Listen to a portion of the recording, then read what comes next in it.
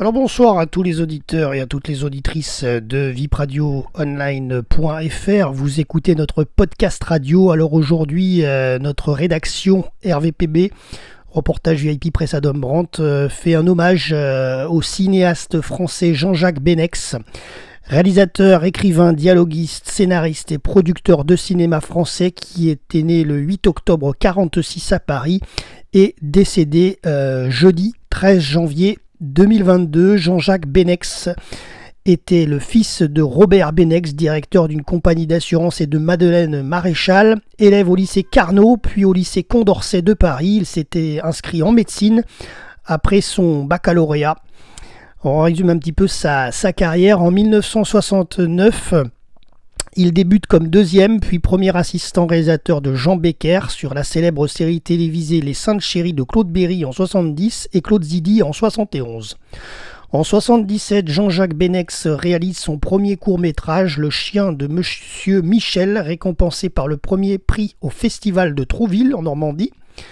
En 80, son premier film long-métrage Diva est un succès. Dès le début, il applique les recettes qui le feront connaître, le look et l'esthétisme et parfois le réalisme poétique, ce qui suscite également la haine d'une partie de la critique, dont Serge Danet décriant une esthétique publicitaire.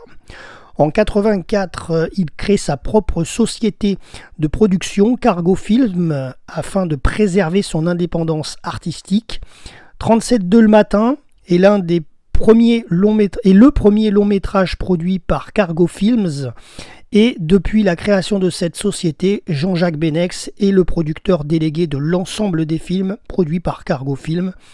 Sa société a produit donc des longs métrages et des documentaires dont les sujets s'étendent de la science à l'art, aux droits des femmes. Des associations fructueuses sont nées avec divers organismes tels que le CNES, le CNRS pour la production de films. En 86, le film 37.2 le matin est son plus gros succès, qui devient culte, avec pour actrice Isabelle Adjani. En 89, il présente Roseline et les Lions, qui est un échec par contre. En 92, IP5 est considéré par lui-même comme son meilleur film. C'est un voyage initiatique entre deux adolescents de banlieue et un ermite promeneur mystérieux incarné par Yves Montand. La mort brutale de ce dernier vers la fin du tournage pénalise le film, qui est un semi-échec. En 2001, après 9 ans d'absence, il revient avec Mortel Transfert, un échec critique et commercial complet. Il déclare d'ailleurs que ce film l'endette fortement. C'est à ce jour son dernier film de cinéma et il est suivi de documentaires ensuite pour la télévision. Peu à son aise dans le cinéma français, Jean-Jacques Benex reçoit de nombreuses propositions à Hollywood, mais il a refusé un bon nombre d'entre elles, notamment Le Nom de la Rose, Evita ainsi que Alien 3. À l'automne 2006, il a publié le premier tome de ses mémoires, Les Chantiers de la Gloire, dont le titre est clairement et selon ses propres propos, interviews et rencontres publiques, une allusion au film Les Sentiers de la Gloire. En 2008, il réalise un film de présentation pour le CNRS. Ce film s'inscrit en référence à la nouvelle identité visuelle de cet organisme scientifique. Il est également le parrain du festival Cinéma Science, un festival de long métrage de fiction organisé par le CNRS à Bordeaux. En 2015, il fait sa première mise en scène théâtrale inspirée de la vie de Kiki de Montparnasse. Fin 2016, il est président du jury du 29e Festival international du film de Tokyo.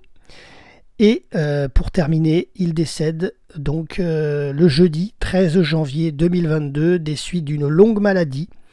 Mais par contre, on a appris son décès vendredi 14 janvier, le lendemain. Voilà. Concernant ce podcast, cet hommage qu'on peut rendre à Jean-Jacques Benex, bien sûr, qu'on n'oubliera pas en France. C'était Jérôme pour RVPB, vipradioonline.fr. À très bientôt pour de prochains reportages.